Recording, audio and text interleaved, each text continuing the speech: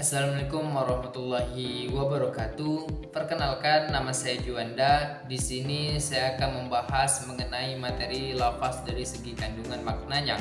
Adapun tujuan saya membuat tugas ini ialah untuk memenuhi tugas mata kuliah usul fikih 2. Adapun materi yang saya ambil ini terbagi menjadi 3, yaitu tentang lafaz am, lafaz khas, dan lafaz taksis. Adapun pengertian lafaz am ialah kita memahami dulu apa itu lafaz am. Lafaz am itu ialah lafaz yang bersifatnya umum. Arti umum apa? Luas. Adapun dalam kitab Wahbah Zuhaili halaman 193 dalam kitab usul fikihnya yang menjelaskan bahwasanya adalah kata yang mencakup semua individu yang sesuai dengan tanpa batasannya. Adapun juga dalam kitab Muhammad bin Saleh Al-Utsmani Ilmu Usul Fikih halaman 26 yang menjelaskan bahwa segala sesuatu yang sesuai tanpa batasan atau kata yang mencakup semua individu tanpa batasannya. Begitu pula dalam kitab Fikri Muhammad Qawaid Tafsir halaman 69 yang menjelaskan bahwasanya am adalah sebuah lafaz yang bersifat umum yang berarti luas. Jadi dapat kita ambil kesimpulan dari beberapa pengertian tersebut bahwasanya lafaz am itu ialah lafaz yang memiliki arti sangat luas, di mana lafaz tersebut tidak mengandung arti lain yang bisa menggantikan makna tersebut. Bukan mustarang, lafaz am menunjukkan arti yang banyak dengan menggunakan suatu ungkapan dan dalam keadaan yang sama. Lafaz am juga berupa suatu lafaz yang menunjukkan suatu makna yang mencakup seluruhnya yang tidak terbatas dalam jumlah tertentu. Jadi lafaz am ini tanpa batasan, tanpa mandang, tanpa ketentuan apapun. Pokok intinya lafaz am ini sama dengan lafaz yang bersifatnya umum, luas, tanpa ada batasan apapun. Setelah kita membahas mengenai lafaz am dari pengertian lafaz am, nah selanjutnya kita akan mengetahui bentuk-bentuk dari lafaz am tersebut. Adapun ciri-ciri ataupun bentuk-bentuk dari lafaz am tersebut memiliki yang pertama, yaitu sebuah lafaz kulun dan jam'un. Apa itu kulun? Kulun itu setiap, dan kalau jam'un itu semua. Nah, jadi artinya apa?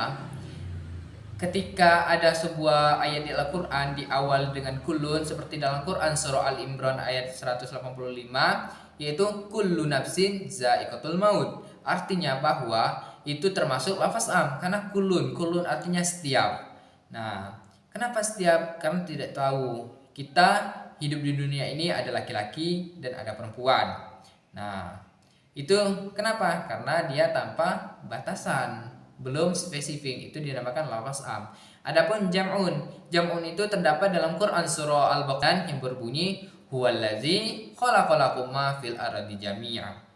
Dialah yang menjadikan untukmu segala yang ada di bumi secara keseluruhan. Nah, jadi tanpa batasan. Keseluruhan itu yang mana baik? Kan tidak tahu. Itu dinamakan lafaz am. Adapun bentuk lafaz am yang kedua yaitu lafaz jamak. Adapun lafaz jamak yang dimarifatkan dengan al-janasiyah dan jamak yang dimakrifatkan dengan idhofah.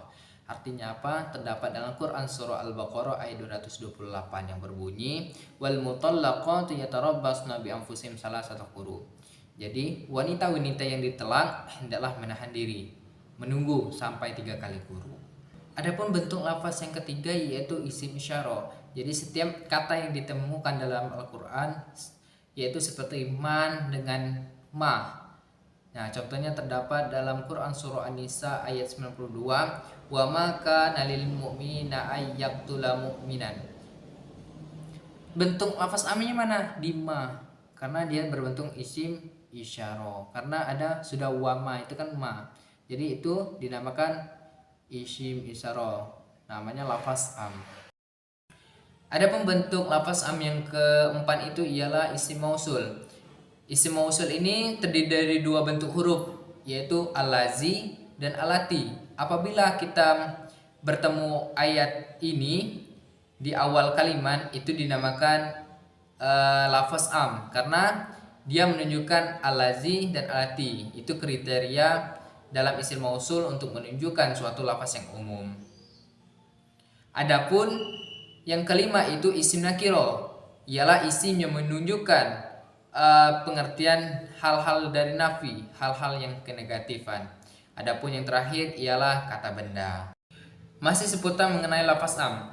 Akan tetapi lafaz am yang ada khususnya terbagi menjadi dua. Yang pertama lafaz am yang memasukkan khusus, dan yang kedua lafaz am yang menerima khusus. Adapun lafaz am yang memasukkan khusus terdapat dalam Quran surah Al Imran ayat 97 yang berbunyi walillahi 'alan nasi hujjul baiti man istata'a ilaihi sabila, yang artinya di antara kewajiban manusia terhadap Allah adalah melaksanakan ibadah haji, yaitu ke Baitullah, yaitu bagi orang-orang yang mampu mengadakan perjalanan ke sana. Maksudnya apa? Lafaz manusia di dalam ayat tersebut ialah lafaz am yang khusus orang mukallaf karena ada akal yang menghendaki anak-anak dan orang gila tidak termasuk ke dalamnya. Jadi yang wajib melaksanakan itu orang yang mampu dan orang yang berakal. Adapun lafaz yang menerima khusus terdapat dalam Quran surah Al-Baqarah ayat 228 yang berbunyi wal mutallaqatu yatarabbasna bi anfusihim salasata quru. Artinya apa? Para istri yang diceraikan wajib menahan diri. Mereka menunggu 3 kali quru, itu suci atau haid. Maksudnya apa? Dalam ayat ini wanita-wanita yang ditela itu adalah termasuk dari lafaz am apabila tidak ada qarinah yang menunjukkan bahwasannya yang dimaksud dengannya adalah khusus, dan tidak ada pula qarinah yang menunjukkan bahwasannya tetapannya atas keumumannya. Adapun materi selanjutnya mengenai lafaz khas. Lafaz khas ialah lafaz yang bersifat khusus. Adapun menurut Muhammad bin Saleh Al-Utsmani 2001 dalam kitab Ilmu Usul Fikih halaman 29, kata yang menyatakan sesuatu yang terbatas pada seorang atau sejumlah orang seperti kata benda, diri, kata benda penunjuk, dan sejumlahnya orang. Ada juga dalam karangan D. Abdul Latif bin Ahmad Al-Hamid Fikih halaman 556 yang mengatakan kata tersebut adalah khusus untuk makna tersebut dan singularitasnya dibatasi dengan membedakan dari makna umum. Begitu pula menurut kitab Usul Fiqh karangan Wahbah Zuhaili halaman 204 itu lafaz yang objeknya adalah dilalah yang bermakna satu dengan cara satu persatu. Maksudnya apa? Dari beberapa pengarang kitab ilmu usul fikih itu intinya dari poin besar garis benang kita tarik itu ialah bersifat khusus. Setiap apapun itu pasti ada batasan-batasnya. Misal nama orang, nama benda, nama individu, jumlah dan lain sebagainya itu dibilang dan disebutkan. Itu dinamakan kekhususan. Itu dinamakan lafaz khas. Adapun materi yang selanjutnya mengenai bentuk-bentuk dari lafaz khas terbagi menjadi 4 bagian. Yang pertama mutlak, kedua muqayyad, yang ketiga amar, yang ketiga nahi. Adapun yang pertama ialah mutlak. Adapun lafaz mutlak terdapat dalam Quran surah Al-Mujadalah ayat 3 yang berbunyi yang artinya maka mereka diwajibkan memerdekakan seorang budak sebelum kedua suami istri itu bercampur. Artinya apa? Lafaz rokobatin budak dalam ayat tersebut ialah lafaz khas mutlak karena tidak ada qayyid ataupun pembatasannya dalam bentuk sifat tertentu. Dengan demikian lafaz rokobatin dapat mencakup seluruh macam budak, baik budak mukmin maupun budak kafir. Adapun lafaz khas muqayyad terdapat dalam Quran surah An-Nisa ayat 92 yang berbunyi yang artinya dan barang siapa yang membunuh seorang mukmin karena tersalah hendaklah ia memerdekakan seorang hamba saya yang beriman serta membayar diat yang disertai kepada keluarga si pembunuh itu. Maksud ayat ini ialah ayat di atas terdapat 3 bulan lafaz khas yang muqayyad. Pertama, qatala, pembunuh. Lafaz ini dibatasi dengan lafaz qata'a karena salah. Yang kedua, dengan demikian kewajiban membayar kafarah, wajib membunuh yang terjadi akibat kelalaian. Kedua, lafaz rokobatin, hamba saya. Lafaz ini dibatasi dengan lafaz mukminah yang beriman. Oleh karena itu tidak cukup memerdekakan hamba saya saja tidak beriman. Ketiga, lafaz diyatun, denda. Lafaz ini dibatasi dengan lafaz musallatun, yaitu diserahkan. Dengan demikian denda itu harus diserahkan kepada keluarga orang yang terbunuh. Adapun bentuk lafaz khas amar yaitu perintah terdapat dalam Quran surah Al-Maidah ayat 38, wasariqu wasariqatu faqta'u aydiyahuma. Lelaki mencuri dan perempuan yang mencuri, potonglah tungkai tangan keduanya. Maksudnya apa? Ayat ini merupakan perintah potong tangan bagi orang pencuri, baik perempuan maupun laki-laki. Adalah wajib karena tidak ada syarat yang mengalihkan makna perintah pada hukum yang lain. Adapun bentuk lafaz khas yang terakhir ialah bentuk dari larangan, yaitu nahi. Dalam Quran surah Al-Baqarah ayat 221, wala tankihul musyrikati hatta yu'min. Artinya, dan janganlah kamu menikahi wanita musyrik sebelum mereka beriman. Pada ayat ini menjelaskan larangan untuk menikahi wanita-wanita musyrik. Maka bentuk larangan itu khusus dan wajib ditinggalkan perbuatan menikahi wanita musyrik selama tidak ada syarat apapun yang membawanya pada hukum yang lain. Ada yang tahu apa itu lafaz taksis? Lafaz taksis adalah sebuah lafaz yang mengidentifikasi sesuatu yang menjadikan pembatas atau pengecualian terhadap ketentuan umum dari lafaz am. Adapun menurut Ibnu Subki mengenai lafaz taksis ialah batasan lafaz am kepada sebagian afradnya. Dan juga begitu juga menurut Qadhi Al-Baidawi yang mengatakan bahwasanya lafaz as itu yaitu mengeluarkan apa-apa yang dikandung oleh suatu lafaz. Lafaznya apa? Kembali ke lafaz am. Jadi yang dimaksud dengan lafaz taksis ini ialah menghususkan dari lafaz yang umum. Adapun bentuk-bentuk dari lafaz taksis itu terbagi menjadi dua. Yang pertama lafaz taksis muhassis muttasil dan yang kedua muhassil munfasil. Muhassis muntasil terbagi menjadi 5. Adapun lafaz yang pertama yaitu taksis dengan istina, pengecualian.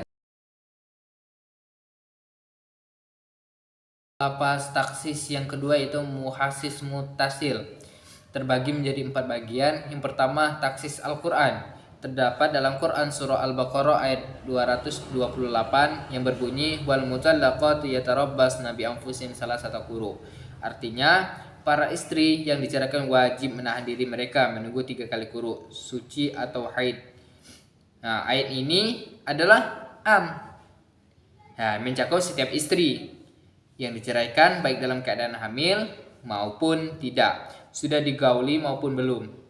Tetapi keumuman ini kemudian ditaksiskan oleh ayat Quran surah At-Talaq ayat 4 yang bunyi yang artinya adapun perempuan-perempuan yang hamil waktu iddah mereka adalah sampai mereka melahirkan kandungan.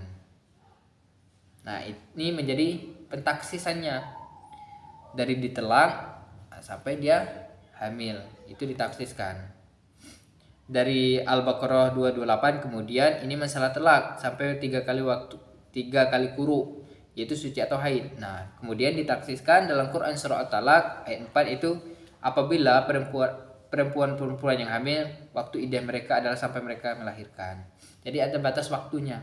Bagian muhassis mutasil yang kedua yaitu taksis dengan hadis. Nah, terdapat dalam Quran surah Al-Baqarah 275 yang berbunyi wa halallahu al-bai'a harrama war-riba. Artinya apa? Padahal Allah telah menghalalkan jual beli dan mengharamkan riba. Ayat ini kemudian ditaksiskan oleh jual beli yang fasid sebagaimana disebutkan dalam sejumlah hadis, antara lain disebutkan dalam kitab Sahih Bukhari dari Ibnu Umar, ia berkata Rasulullah melarang mengambil upah dari air mani kuda jantan. Hadis ini menjadi dasar tidak diperbolehkan jual beli sperma kuda jantan dan yang serupa dengannya. Meski pada awalnya jika merujuk pada ayat di atas jual beli secara keseluruhan itu dihalalkan. Namun muncul riwayat tersebut mentaksiskan kebolehan jual beli menjadi tidak boleh apabila konteks barangnya yang dijual belikan berupa dengan sperma kuda jantan dan seterusnya. Itu tidak dibolehkan.